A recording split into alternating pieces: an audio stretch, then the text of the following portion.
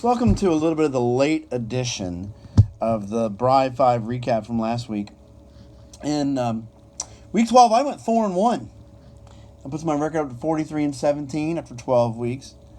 The only one I was wrong on was Nebraska and Wisconsin. I thought Nebraska was ready to make the leap forward, and I was wrong.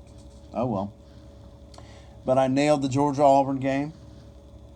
I nailed Iowa over Minnesota. I nailed Oklahoma over Baylor. And I went 4-1. So here's what we've got now. Just a few weeks left to go in the regular season. There are 3 undefeated teams left.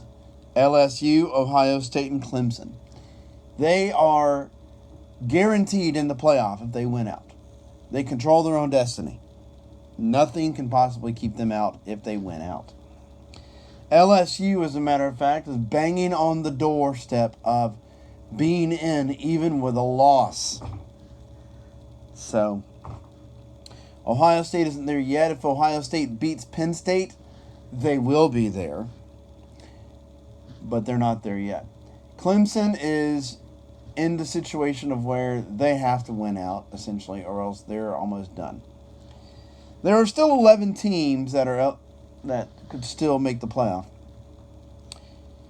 In my number 4 slot this week, I still have Penn State because their loss on the road to Minnesota by 5 points is still a highly impressive loss. And they still control their own destiny in that if they beat Ohio State this weekend, they're not going to get out. They're not out. They're basically almost in. Number 5, I have Georgia. Number 6, Oklahoma. 7 is Oregon. 8 is Utah. 9 is Alabama. 10 is Minnesota. And 11 is Baylor.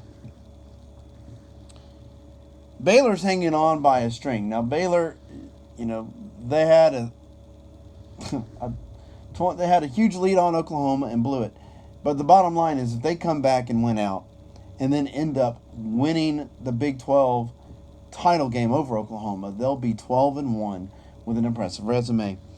Minnesota, they lost close match at Iowa. It's not embarrassing.